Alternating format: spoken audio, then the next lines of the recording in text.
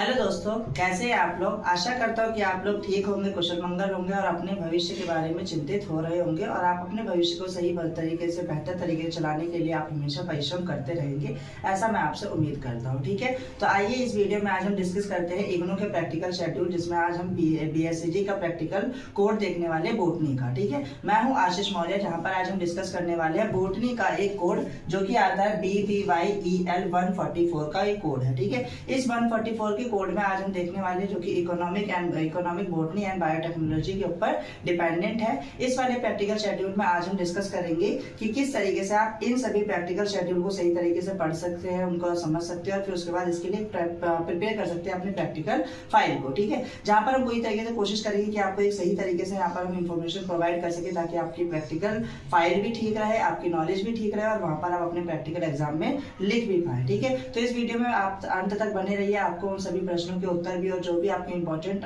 स्पॉटिंग्स हैं, देन उसके बाद एक्सपेरिमेंट जो आपके प्रैक्टिकल एग्जाम में पूछे जाते हैं, उनसे रिलेटेड मैं आपको इस वीडियो में बताऊंगा। लेकिन बस यही आपसे शर्त रखनी पड़ेगी या फिर आपको ये उम्मीद रखनी है कि आप लास्ट तक इस वीडियो में बने रहिए, ताकि मैं आपको यहाँ पर सारी चीजें यहाँ पर इन्फॉर्मेशन दे सकूँ। तो आइए बने रहिए इस वीडियो में लास्ट तक और यहाँ पर पूरी वीडियो को देखिए और फिर समझिए यहाँ पर। ठीक है, बोटनी का प्रैक्टिकल कोड BBYEL 144 की डिस्कशन के यहाँ पर बात करने वाले हैं। ठीक है, जिसका टाइटल है इकोनॉमी बोटनी एंड बायोटेक्नोलॉजी। ठीक है, तो यहाँ पर हम इसके बारे में डिस्कस करने वाले हैं और जैसा कि आप यहाँ पर आगे जाते हुए अगर आप बने रहेंगे, इस वीडियो में आखिरी तक देखेंगे, तो आपको समझ में आएगा कि किस तरीके से प्रैक्टिकल हमें लिखना है और क्या क्या इस प्रैक्टिकल में इनबिल्ड है और किस तरीके से आपको इस प्रैक्टिकल की तैयारी करनी है। तो बने रहिए अंत तक वीडियो में और देखिए यहाँ पर हम किस तरीके से इस प्रैक्टिकल शेड्यूल को कंप्लीट करते हैं और किस तरीके से हम यहाँ पर इसको अच्छी तरीके से क्लीनिनेस के तरीके से वहाँ पर लिख सकते हैं और आगे अच्छे नंबर अचीव कर सकते हैं। बने रहिए इस वीडियो में अंत तक।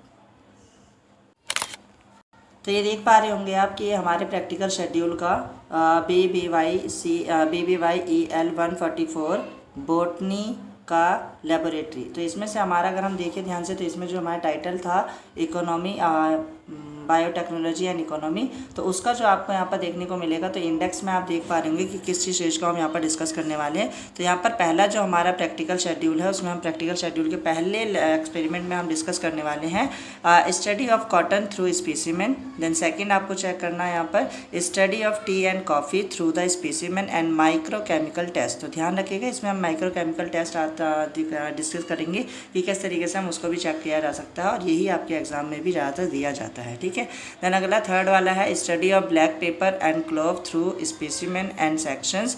देन फोर्थ है यहाँ पर study of basic equipments used in the tissue culture. ठीक है, तो इससे भी आपका एक स्पॉटिंग जरूर दी जाती है आपके जब 30 मार्क्स का जो एग्जाम होगा प्रैक्टिकल एग्जाम, तो उसमें भी आपको एक टिश्यू कल्चर का दिया जाता है। ठीक है, देन अगला अगर हम बात करते हैं यहाँ पर study of anther culture, somatic embryogenesis and then embryo culture and micro propagation through the photographs. ठीक है, तो इसके बारे में मैं आपको बात करने वाले हैं। फिर लास्ट यहाँ पर जो देखने को मिलेगा आपको स्टडी ऑफ सीरियल्स देखने को मिलेंगे, जिसमें वीट एंड राइस की बात करेंगे हम। यहाँ पे इसका स्पेसिमेन भी देखेंगे, देन इसके ऊपर भी हम माइक्रो केमिकल टेस्ट की कोशिश करेंगे और इसको वहाँ पर हम प्रैक्टिस भी करेंगे। ठीक है, देन उसके बाद 7 जो है स्टडी ऑफ लेग्यूम, सेम वैसे ही है आपका। यहाँ पर भी हम माइक्रो केमिकल टेस्ट और स्पेसिमेन को देखेंगे, ग्राम और सोयाबीन का। देन उसके बाद लास्ट है जो कि यहाँ पर हम डिस्कस करेंगे study of groundnut and mustard through the specimen and section specimen and sections microchemical test को भी यहाँ पर हम डिस्कस करने वाले। तो इस पूरे के पूरे लेबोरेटरी में आपको इस वाले कोड में या फिर इस वाले BBYEL वाले कोड में आपको देखने को मिलेंगे कुल मिला के 8 एक्सपेरिमेंट जो हमने यहाँ पर कहाँ पर है ये, तो ये इंडेक्स हम यहाँ पर डिस्कस करने वाले हैं BBYEL 144 में हम डिस्कस करने वाले हैं। ठीक है, तो बने रहिए अंत तक वीडियो में, एक एक करके हम यहाँ पर अब डिस्कस करते हैं। तो पहला एक्सपेरिमेंट जब हमारा आता है, तो यहाँ पर पहला एक्सपेरिमेंट आप देख पा रहे होंगे, ये है हमारा पहला एक्सपेरिमेंट। ठीक है, जहाँ पर हम डिस्कस करने वाले हैं एक्सपेरिमेंट नंबर 1। ठीक है, हमारा डिस्कस होने वाला है study of cotton through the specimen. ठीक है, तो यहाँ पर हम इसको डिस्कस करने वाले हैं और यहाँ पर ध्यान से देखिएगा, आप लास्ट तक बने रहिए इस वीडियो में। तो ध्यान से देखिए, पहला हमारा जो ये है study of the cotton through the specimen, इसमें मटेरियल रिक्वायर्ड हम ये लिखते हैं। फिर बोटेनिकल क्लासिफिकेशन लिखना है, जिसमें scientific name, common name, family and plant used material आपको लिखना होता है। देन कमेंट्स लिखने हैं इसके ऊपर, जो कि मॉर्फोलॉजिकल ही होनी चाहिए, जो आप देख कर उसमें आइडेंटिफाई कर सकते हो वो। और उसके बाद ये आपको फिगर यहाँ पर ड्रॉ करना है, खुद से। और फिर उसके बाद यहाँ पर अगर आप चाहें तो यहाँ पर एक प्रिंटेड फॉर्म भी यहाँ पर आप लगा सकते हैं, ठीक है। देन उसके बाद क्या आता है, यहाँ पर आपका कमेंट आगे बढ़ेगा, ठीक है। कमेंट को आगे तक आपको यहाँ पर लिखना है। फिर इकोनॉमिक इंपॉर्टेंस बता सकते हैं, केमिकल यूज़ बता सकते हैं, प्रोडक्ट बता सकते हैं, और फिर उसके बाद आपको प्रोसेसेस भी यहाँ पर डिस्कस करना है, ठीक है। देन इसी के बाद सेकंड वाला देखने को मिलेगा जिसमें हम डिस्कस करने वाले टी प्लांट का ड्रॉ करना है। फिर उसकी पिक्चर भी आप यहाँ पर पेस्ट कर सकते हैं। देन उसके बाद जो सेकेंड है, सेकेंड का टी हमें फर्स्ट देखने को मिलेगा। सेकेंड का फर्स्ट टी जो आपको देखने वाला है, study of the T through specimen, ठीक है। यहाँ पर मटेरियल रिक्वायर्ड, इसका भी बोटेनिकल क्लासिफिकेशन है। देन मॉर्फोलॉजी है, ठीक है। देन इसके आगे बात करें तो इकोनॉमिक इंपॉर्टेंस, प्रोडक्ट्स, प्रोसेसेस, तो ये सारी चीज़ें देख सकते हैं। फिर सेकंड का बी वाला भी देखना है आपको जिसमें हम बात करने वाले हैं कॉफ़ी की, ठीक है। तो ये कॉफ़ी का डायग्राम है। कॉफ़ी का डायग्राम आप ध्यान से पहले ऑब्जर्व करिए कैसे बनाना है, और फिर उसके बाद अगर आप इसकी पिक्चर भी पेस्ट कर पाएँ तो ठीक है। लेकिन याद रखना मैंडेटरी नहीं है पिक्चर पेस्ट करना, मैंडेटरी है कि आप खुद से ड्रॉ करिए, क्योंकि एग्जाम में भी आपको समटाइम ड्रॉ करने को बोल दिया जाता है। तो पेस्ट करना एलिमेंट्री है, आप मैंडेटरी यहाँ पर बनाना ज़रूरी है, ठीक है। जरा बनाना ज़रूरी है, इससे ज़्यादा मार्क्स मिलते हैं आपको, ठीक है। पेस्ट करना कंपलसरी नहीं है, ठीक है। देन इसके बाद अगर हम सेकंड का ही बी वाला कॉफ़ी जो मैंने बताया ऊपर डायग्राम था, इसके बाद हम यहाँ पर मटेरियल्स एंड बोटेनिकल क्लासिफिकेशन देख रहे हैं, ठीक है। बोटेनिकल क्लासिफिकेशन ज़रूरी है, ये आप हमेशा लिखिएगा जब भी आएगा। देन मॉर्फोलॉजी लिखना है कमेंट्स में आपको। फिर उसी का केमिकल यूज लिखना है, इकोनॉमिक इंपॉर्टेंस लिखना है, प्रोडक्ट्स लिखने हैं, एंड देन प्रोसेसेस लिखना है। यहाँ पर हमारा सेकंड कंप्लीट हो जाता है। देन थर्ड की स्टार्टिंग होती है जहाँ पर हम देखेंगे ब्लैक पेपर को, ठीक है। ब्लैक पेपर का डायग्राम कुछ ऐसे ड्रॉ करना है। देन सेम ही ऐसे ही आपका यहाँ पर पिक्चर भी है जो पेस्ट कर सकते हैं आप, ठीक है। पेपर निग्रम इसको कहा जाता है। देन थर्ड का ए जो आपका स्टार्ट होगा ब्लैक पेपर का, फर्स्ट हम देखने वाले हैं यहाँ पर। तो ब्लैक पेपर का जैसा कि आप देख पा रहे होंगे तो यहाँ पर है study of the black pepper through the specimen and section, material required, ये चीज़ें चाहिए आपको। देन इसके बाद इंपॉर्टेंट है बोटेनिकल क्लासिफिकेशन। कमेंट्स में बात करें तो मॉर्फोलॉजी है, मॉर्फोलॉजी को आपको लिखना है, समझना है, उसे याद करना है। फिर उसके बाद ये आता है उसका सेक्शन कट करना, ये इंपॉर्टेंट है क्योंकि इसमें से आपको ब्लैक पेपर का एक आपको टीएस काटना हो, एलएस काटना होगा। एलएस काटने के बाद आप ऐसा ऑब्जर्व करेंगे जब आप उसमें माइक्रोस्कोप में जब देखेंगे तो कुछ आपको ऐसा ही स्ट्रक्चर देखने को मिलेगा जो कि बहुत आसानी से दिख जाता है, बस तुम्हें 1 से 2 बार वहाँ पर प्रैक्टिस करनी पड़ेगी, ठीक है। देन उसके बाद अगर आप ये देखिएगा तो कुछ ऐसा दिखेगा। ये मेरी स्लाइड में कुछ ऐसा दिखा था जो कि पूरा प्रॉपर तो ठीक नहीं है, लेकिन कुछ ऐसा ही दिखा था मेरे में, ठीक है। तो ये माइक्रोस्कोपिक व्यू है, ठीक है। देन इसको ध्यान से रखिएगा।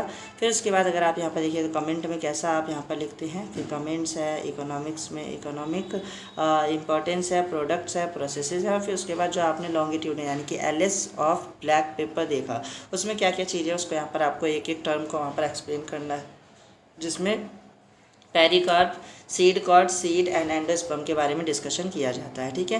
देन उसके बाद ये सेकंड आ आता है हमारा जिसमें हम देखने वाले हैं किसको, क्लोव को, ठीक है। तो ये ब्रांच ऑफ क्लोव है, उसके बारे में देखिए तो क्लोव का कुछ डायग्राम ऐसा है, उसका एक सिंपल सा अगर फ्लावर बर्ड के देखिए तो कुछ ऐसा दिखाई देगा आपको, तो यहाँ पर ये ध्यान रखना है। फिर इसके बाद अगर आप देखें तो यहाँ पर कुछ ऐसा दिखाई देता है ओरिजिनल में प्लांट, जिसकी मैंने पिक्चर भी पेस्ट कर रखी है, जिसको हम साइंटिफिक नेम में बोलते हैं यूजीनिया एरोमेटिकम, ठीक है, यूजीनिया एरोमेटिकम, ठीक है। अगला देखें तो इनके कमेंट्स की बात करते हैं। तो ये तो पहला अभी फ़िलहाल उसी का चल रहा है, क्लोव का नीचे से है, ठीक है। क्लोव में देखिएगा तो study of clove through the specimen and sections, material required ये चाहिए, बोटेनिकल क्लासिफिकेशन है। देन कमेंट है मॉर्फोलॉजी के फॉर्म पे। फिर आगे चलते रहिए तो यहाँ पर केमिकल यूज आ जाते हैं, इकोनॉमिक इंपॉर्टेंस आ जाता है, प्रोडक्ट आ जाते हैं, प्रोसेसेस आ जाते हैं, और फिर उसके बाद ये है उसका टीएस, ठीक है, सॉरी एलएस है, ठीक है, एलएस ऑफ क्लोव बर्ड, ठीक है। तो एलएस ऑफ क्लोव बर्ड में देखेंगे तो कुछ आपका ऐसा कुछ देखने को मिलेगा जब आप उसका एलएस काट के माइक्रोस्कोप में देखेंगे तो कुछ ऐसा आपको यहाँ पर एग्जांपल देखने को मिलेगा, ठीक है। तो ध्यान से देखिए यहाँ पर कैसे आपको यहाँ पर करना है, तो ध्यान से देखिएगा। ये आपका ये है और ये मेरा है माइक्रोस्कोपिक व्यू, जो मैं बार बार बता रहा हूँ, मेरा कुछ ज़्यादा इतना क्लियर नहीं आया था, बट हाँ ठीक है, इतना आप निकाल सकते हैं खुद से, ठीक है। तो ये कुछ ऐसा है, क्लियर पूरा नहीं है, ठीक है। तो इसको आप यहाँ पर ऑब्जर्व कर सकते हैं। फिर इसके बाद आपको इसके ऊपर भी कमेंट लिखना है, ठीक है। तो ये हमारा हो गया लॉन्गिट्यूडनल सेक्शन यानी LS of the clove buds. तो उसके ऊपर भी जो आपने देखा उसको एक एक टर्म को आपको एक्सप्लेन करना। बट हाँ, एग्जाम में आपको इतना लिखना, क्योंकि ये आपके ज़्यादातर जो होते हैं 5 नंबर या 7 नंबर का होता है, तो इसमें आपको ज़्यादा लिखना नहीं है। लेकिन हाँ, ये आपका जो कटिंग है वो कटिंग एकदम क्लियर होनी चाहिए, ठीक है। देन उसके बाद ये प्रिकॉशंस कौन कौन सी हैं वो वाले, ठीक है। तो यहाँ पर हमारे 3 एक्सपेरिमेंट कंप्लीट हो चुके हैं। अगर आप इस वीडियो को यहाँ तक देख रहे हैं तो मैं आशा करूँगा कि आपको अगर वीडियो पसंद आती है तो आप इसे लाइक करिए, कमेंट करिए और इसे अंत तक देखने की पूरी कोशिश करिए, ठीक है। मैं पूरे के पूरे एक्सपेरिमेंट यहाँ पर आपको बताने की कोशिश करूँगा कि कौन सा इंपॉर्टेंट है, कौन सा नहीं। अंत तक वीडियो को देखिएगा, लाइक करना ना भूलें और अपने दोस्तों के साथ शेयर करना तो बिल्कुल भी ना भूलें। अगर आप ऐसी वीडियो को देखना पसंद कर रहे हैं तो आप मेरे चैनल को यहाँ पर सब्सक्राइब भी करिए, ताकि ऐसी वीडियोज़ आपको आगे तक मिलती रहे, ठीक है। तो चलिए देखते हैं अब यहाँ पर अगला हम एक्सपेरिमेंट नंबर 4, ठीक है, जिसमें हम यहाँ पर इक्विपमेंट्स की बात करने वाले हैं। जिसमें देख पा रहे हैं ये है आपका डाइसेक्टिंग किट्स, ठीक है। तो ये तो हम बना नहीं सकते, इसलिए इसको हमें यहाँ पर पेस्ट करना होता है, ठीक है। तो इसमें वो सारे के सारे इक्विपमेंट है जो हमें लेबोरेटरी में चाहिए इस वाले कोड के लिए, ठीक है। तो ये सारी चीज़ें चाहिए आपको, ये ध्यान से रखिएगा।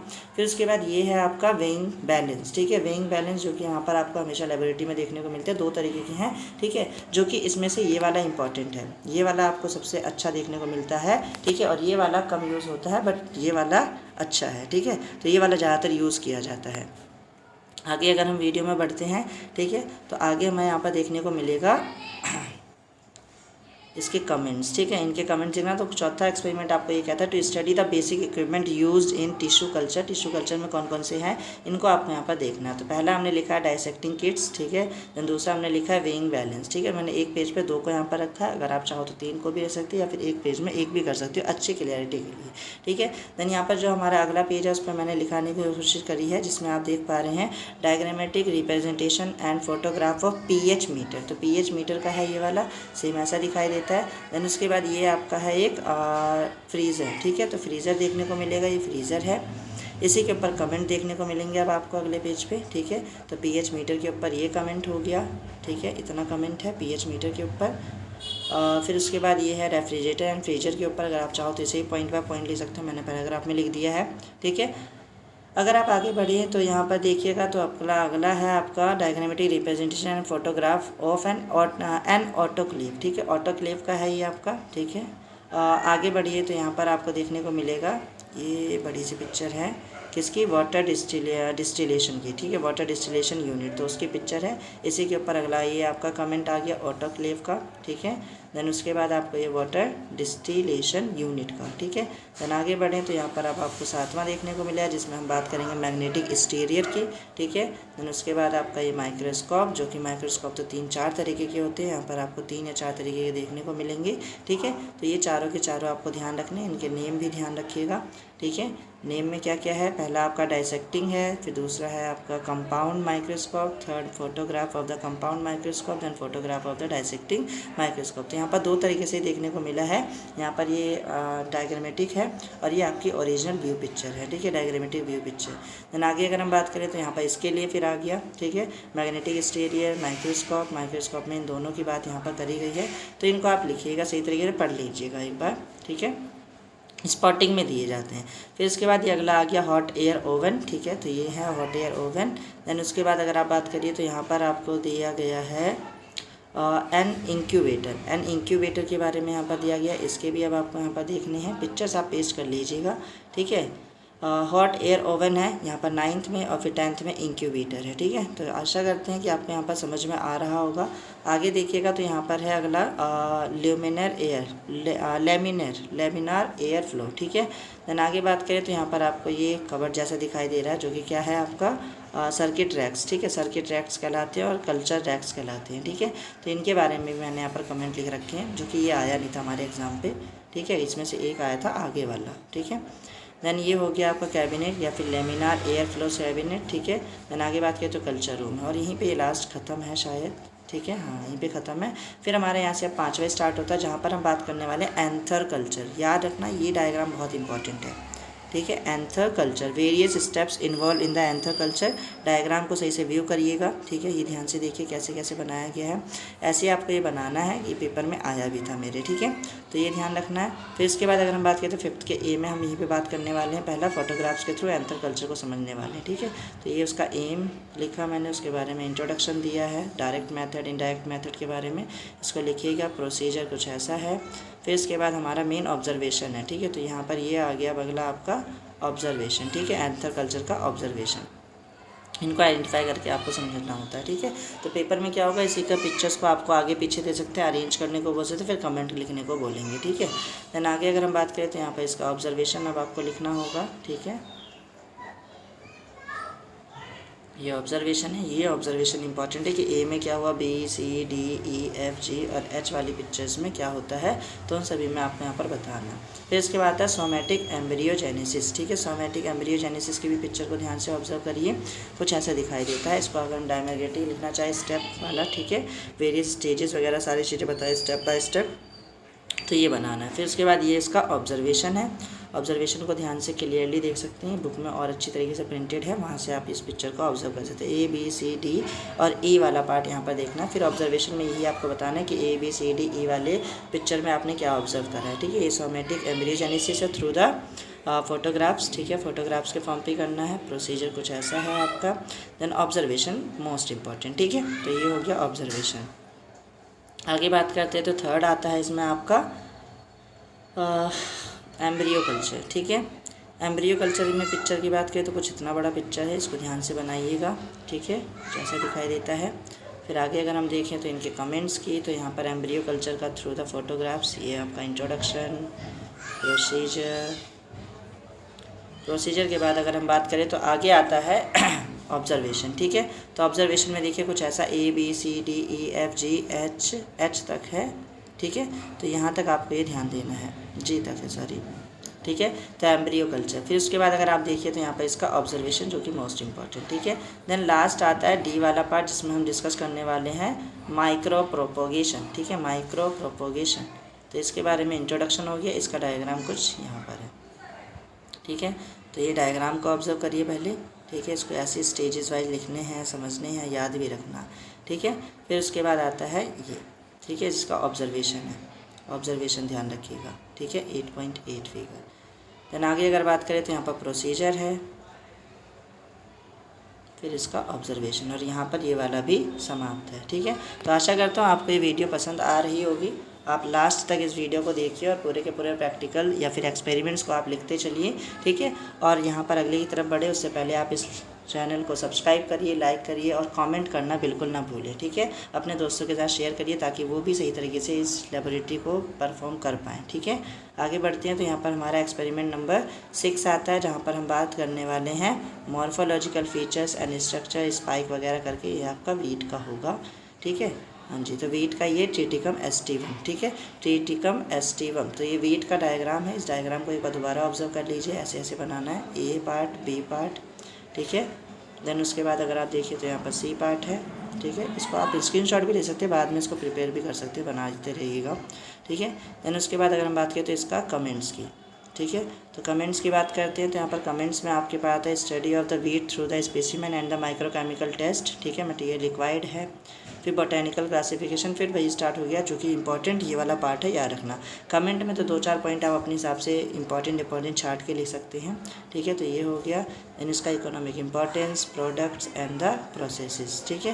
देन माइक्रोकेमिकल टेस्ट, ये इंपॉर्टेंट है कि स्टार्च के टेस्ट के लिए आप क्या करेंगे, ठीक है। तो बड़ा ईजी सा है। आयोडीन सॉल्यूशन जो हम बहुत पहले से पढ़ते हुए आ रहे हैं, आयोडीन सॉल्यूशन का यूज़ करते हैं, ब्लू एंड ब्लैक कलर देखते हैं, आइडेंटिफाई करते हैं। ब्लू एंड ब्लैक आ रहा है तो मतलब कार्बोहाइड्रेट या फिर स्टार्च की प्रेजेंस है वहाँ पर, ठीक है। तो ये कुछ ऐसा है, उसका फ्लो चार्ट है, इसको ऐसे याद रखिएगा। फूड सैंपल लेना है, उसमें आयोडीन की ड्रॉपलेट्स को डालना है। अगर वो ब्लू एंड ब्लैक कलर देता है तो वहाँ पर कार्बोहाइड्रेट या फिर स्टार्च प्रेजेंट है, ठीक है। ये मेरा कुछ ऐसा ऑब्जर्वेशन था जो कि मैंने यहाँ पर लिखा भी है, ये पिक्चर भी दिखाने की कोशिश करी है, ठीक है। हिंदी में गेहूँ भी लिखा है मैंने, ठीक है। आगे अगर हम बढ़े तो यहाँ पर ऑब्जर्वेशन है। ऑब्जर्वेशन को देखिएगा, यहाँ पर ब्लू एंड ब्लैक कलर की बात कर रहा है, ठीक है। ये सारी चीज़ें हो गई। देन 3 क्वेश्चन आ गए, ठीक है। देन इसके बाद अगर हम बात करें तो यहाँ पर है राइस का, ठीक है। तो ये राइस का है जी, बिल्कुल ठीक है। तो यहाँ पर ये राइस की पिक्चर को देखिए, ए एंड बी वाला, ठीक है। ए एंड बी दोनों को ऑब्जर्व करिए। राइस सीड है और राइस का पूरा मॉर्फोलॉजिकल प्लांट है, ठीक है। देन उसके बाद उसका एक एक सीड, ठीक है, एक सीड है और सीड के अंदर भी आपको बताया गया राइस ऑफ सीड का इंटरनल स्ट्रक्चर या आउटर स्ट्रक्चर है, ठीक है। देन अगर हम बात करें तो यहाँ पर इसका कमेंट्स की, तो कमेंट्स में आते हैं study of the rice through specimen and the microchemical test. तो पहले हम यहाँ पर स्पेसिमेन के थ्रू ऑब्जर्वेशंस देखेंगे, फिर उसके बाद माइक्रोकेमिकल टेस्ट की बात करेंगे। तो इसे कहते हैं हम साइंटिफिक लैंग्वेज में ऑरिजिया सटाइवा, ठीक है। तो ये कहा जाता है।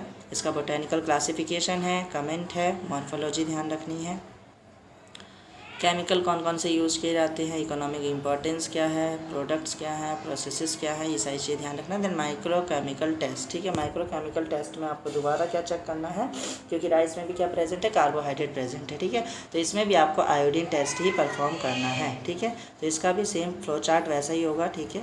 यहाँ पर आप ये लीजिए, फिर ड्रॉप डालिए, फिर वहाँ पर ब्लू एंड ब्लैक कलर को ऑब्जर्व करिए, ठीक है। तो यहाँ पर भी अगर आप देखेंगे तो अगले वाले पेज पे मैंने कहीं ना कहीं लिखा होगा, ठीक है। देन ऑब्जर्वेशन आ जाता है, देन प्रिक्वेशन आ जाता है, ठीक है। इसका आगे बात करें तो ये चीज़ है। तो ये है अब आपका क्या ग्राउंडनट लग रहा है, शायद नहीं, क्या है ये, सोयाबीन प्लांट है, ठीक है। तो सोयाबीन प्लांट है। सोयाबीन प्लांट का स्ट्रक्चर कुछ ऐसा है जिसमें आपको ये डालना है और इसमें मेन आपको ध्यान रखना है ये स्ट्रक्चर ऑफ सीड, ठीक है। वैसे सोयाबीन के ऊपर हमें कराया नहीं गया था, ठीक है, ये ध्यान रखिएगा। तो सोयाबीन के ऊपर ये आपको यहाँ पर मटेरियल लिखना है, बोटेनिकल लिखना है और फिर कमेंट्स लिखने हैं, ठीक है। फिर यहाँ पर मॉर्फोलॉजी है, केमिकल यूज्ड है, देन ये लीव्स का पूरा यहाँ पर बताया गया। ये अगला स्टार्ट हो गया शायद हमारा, ठीक है, ग्राम का है, हाँ जी, ठीक है। तो ये ग्राम का है, ग्राम का ध्यान से रखना है। फिर इसका ये सीड्स आ गए, इन पिक्चर्स को सही तरीके से ड्रॉ करिएगा, ये पिक्चर मेरी ढंग से ड्रॉ नहीं हुई है, ठीक है। देन इकोनॉमिक इंपॉर्टेंस है, प्रोडक्ट्स है, प्रोसेसेस हैं, इनको ध्यान रखना है, ठीक है। अब ये ग्राम का यहाँ पर स्टार्ट हो जाता है, तो ग्राम का ये बोटेनिकल क्लासिफिकेशन है, इसको ध्यान से रखिएगा। सीसर एरिंटेनम कहा जाता है इनको, ठीक है। फिर कमेंट्स में मॉर्फोलॉजी है, केमिकल यूज्ड है, इकोनॉमिक इंपॉर्टेंस है, and then product and processes हैं। आप वीडियो को पॉज करके देख सकते हैं, क्योंकि मैं थोड़ा जल्दी यहाँ पर चला रहा हूँ, क्योंकि ये ज़्यादा लंबी वीडियो होती जा रही है, ठीक है। तो आप वीडियो पॉज करके भी यहाँ पर लिख सकते हैं, बाकी मैं जो बता रहा हूँ उसको आप सुनते रहिए, ठीक है। फिर ये स्टेप है कैसे आप वहाँ पर इस एक्सपेरिमेंट के लिए जो आप माइक्रो केमिकल टेस्ट परफॉर्म करने वाले वो कैसे करेंगे। तो वो है 4 सैंपल लेना है, HNO3 एंड देन हीट करना है, एसिड ऐड करके आपको हीट करना है, कुछ येलो कलर आ जाएगा, फिर वहाँ पर NaOH दोबारा ऐड करना है एक आपको बेस, और फिर डीप येलो कलर या फिर ऑरेंज कलर अगर आपको देखने को मिलता है तो वहाँ पर क्या है आपका प्रेजेंट है प्रोटीन। इसे कहते हैं ज़ैंथोप्रोटिक टेस्ट, ठीक है। ज़ैंथोप्रोटिक टेस्ट, नाम में प्रोटिक है तो प्रोटीन याद रख लीजिएगा कुछ ऐसे, ठीक है। मेरा कुछ कलर ऐसा आया था जो कि सही नहीं आया था, और एक पिक्चर भी थोड़ी अच्छी क्लियर नहीं आई थी जो मैंने क्लिक करी थी, ठीक है। तो ज़ैंथोप्रोटिक टेस्ट है, इसको ध्यान रखिएगा। प्रोटीन का हो चुका है, ये प्रोटीन का हम बात कर रहे थे, ठीक है। तो ग्राम में आ गया ये, ठीक है। तो इसी का सी वाले पार्ट जहाँ पर हमने सारे के सारे ज़ैंथोप्रोटिक टेस्ट है क्या पहले वो बताने की कोशिश करिए, इसका प्रोसीजर है, ऑब्जर्वेशन है। देन आगे बात करें तो यहाँ पर फिर दोबारा आपका आ गया food sample of the biuret test. हम ब्यूरेट टेस्ट की मदद से भी करते हैं यहाँ पर, ठीक है। तो ब्यूरेट टेस्ट, तो इसका जो आपका एग्जाम होगा तो उस टाइम पे कोई सा भी टेस्ट एक करने को बोलेंगे, दोनों तो नहीं बोलेंगे, ठीक है। देन उसके बाद ब्यूरेट टेस्ट करोगे तो ब्यूरेट टेस्ट में भी ऐसे ड्रॉप बाय ड्रॉप आपको ऐड करनी है, बाकी जो ऑब्जर्वेशन है उस चीज़ को यहाँ पर प्रोसीजर को पढ़ लीजिएगा, प्रोसीजर में समझ में आ रहा है क्या करना है। देन ये प्रिकॉशन है। फिर हम अगले प्रैक्टिकल की तरफ यहाँ पर बढ़ रहे हैं, जो कि देख पा रहे हैं आप यहाँ पर ख़त्म होने की कगार पर हम पहुँच रहे हैं, ठीक है। अब ये आया हमारा ग्राउंड नट, ठीक है। तो ग्राउंड नट का कुछ ऐसा आपका फिगर है, ठीक है। और उसके बाद ये आपको यहाँ पर सीड दिखाई गई है ग्राउंडनट की, ठीक है, जिसे हम कहते हैं साइंटिफिक लैंग्वेज एरिचिस हाइपोगिया, ठीक है। तो ये कहा जाता है। देन इसके बाद अगर आप इस पे आ जाओ तो ये है groundnut through the specimen, material required है, बोटेनिकल क्लासिफिकेशन है, ये ध्यान रखना है। देन कमेंट्स दोबारा वही सारी चीज़ें हैं, केमिकल यूज्ड है, पोस्ट करके देख लीजिएगा, मैं थोड़ी जल्दी चला रहा हूँ यहाँ से, ठीक है। आगे बढ़े तो यहाँ पर अब आ गया हमारा दूसरा, जिसमें हम बात करने वाले हैं मस्टर्ड की, ठीक है। तो मस्टर्ड का प्लांट कुछ ज़्यादा खतरनाक मैंने बना दिया, ठीक है, ऐसे कुछ दिखता नहीं है मस्टर्ड, ठीक है। ये बस थोड़ा ध्यान रखिएगा, आप लोग सही से बनाइएगा, ठीक है। फिर उसके बाद ये मस्टर्ड का है, इसका भी कमेंट अगर हम लिख लें तो यहाँ पर पहले कमेंट इकोनॉमिक इंपॉर्टेंस है, देन यहाँ पर material required and botanical classification है, ठीक है। देन आगे अगर हम बढ़े तो यहाँ पर कमेंट्स आ गए, कमेंट्स में मॉर्फोलॉजी है, मॉर्फोलॉजी के बाद केमिकल यूज्ड है, इकोनॉमिक इंपॉर्टेंस है, ठीक है। देन इसके बाद अब हम आते हैं टेस्ट की तरफ। तो टेस्ट कैसे करेंगे, तो सिंपल सी बात है, इसमें क्या प्रेजेंट होता है, फैट एंड ऑयल प्रेजेंट होता है। तो यहाँ पर भी हम 1 से 2 टेस्ट करते हैं। सबसे पहले आता है सूडान 3 जो कि सबसे ईजी है, ठीक है। सूडान रेड कलर का दिखाई देता है, तो ये आप इसमें फूड सैंपल में डालिए। और मुझे समझ में नहीं आता कि यहाँ पर अगर आप किसी भी सॉल्यूशन में रेड डालेंगे तो रेड ही कलर आएगा, बट ये केमिस्ट्री वाले ज़्यादा अच्छे तरीके समझेंगे, हमें तो समझ में ही नहीं आता, ठीक है। मैं बायोलॉजी का स्टूडेंट, केमिस्ट्री नहीं है मेरे पास, ठीक है। तो यहाँ पर अगर हम रेड कलर का ही डालेंगे तो रेड कलर ही ऑब्जर्व होगा, ऐसा मेरा मानना है, ठीक है। तो फैट एंड ऑयल के लिए यहाँ पर है रेड कलर, आप यहाँ पर ऑब्जर्व करते हैं, ठीक है। तो सूडान टेस्ट है, यहाँ पर देख पा रहे होंगे, तो ये थोड़ा लाइट या रेड कलर देखने को मिल रहा है ग्राउंड नट के टेस्ट में, ठीक है। देन आगे अगर हम बात करें तो यहाँ पर अगला आता है, यहाँ पर पूरा का पूरा इसका थियरी है, माइक्रोकेमिकल टेस्ट, मटेरियल रिक्वायर्ड है। फिर उसके बाद ये प्रोसीजर आपको ध्यान रखना है, प्रोसीजर। देन उसके बाद ये उसका ऑब्जर्वेशन, ठीक है। तो ऑब्जर्वेशन ध्यान रखना है। फिर इसके बाद अगर हम बढ़े तो यहाँ पर लास्ट है, जो कि अब आपको यहाँ पर ध्यान से देखना है, कौन सा, acrolein test for the fat and the oil food sample, ठीक है, मस्टर्ड के लिए है, ठीक है।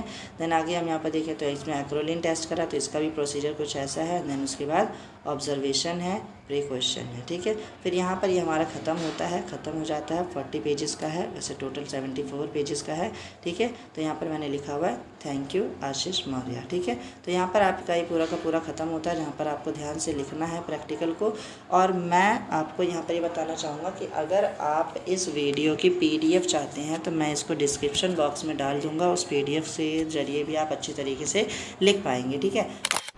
तो दोस्तों आपने इस पूरी वीडियो में देख लिया कि किस तरीके से आप आठों के आठों एक्सपेरिमेंट्स को यहाँ पर लिखेंगे, समझेंगे, और कौन कौन से टॉपिक्स इंपॉर्टेंट, और किस तरीके से आप फिगर्स और डायग्राम्स को यहाँ पर लिखेंगे, ऑब्जर्वेशंस को आप यहाँ पर सही तरीके से समझेंगे। उन सब चीज़ों के बारे में आपने यहाँ तक देख लिया है। तो अब अंत में मैं सिर्फ आपसे ये कहना चाहूँगा कि आप सही तरीके से इस प्रैक्टिकल शेड्यूल की तैयारी करिए और अच्छे से अच्छे नंबर यहाँ पर आप उठाइए, ठीक है। तो लास्ट में बस यही कि अगर आपको यहाँ पर वीडियो पसंद आई हो तो आप वीडियो को लाइक करिए, शेयर कीजिए, कमेंट्स कीजिए, अपने दोस्तों के साथ शेयर करना ना भूलें, ताकि इससे आपको भी सपोर्ट मिले और मुझे भी यहाँ पर सपोर्ट मिले और मेरा चैनल आगे बढ़ सके, ठीक है। तो आपसे बस यही आपके लास्ट में कहना पाऊंगा कि thank you so much for watching this video in till the end, ठीक है। तो आगे बने रहिए, और ऐसे मैं आपको यहाँ पर कई सारी इन्फॉर्मेशन पहले भी दे चुका हूँ प्रैक्टिकल शेड्यूल से रिलेटेड, आगे भी देता रहूँगा। तो आप कोशिश करिए कि इस चैनल से लगातार जुड़े रहिए, चैनल को सब्सक्राइब करना ना भूलिए। धन्यवाद, ठीक है।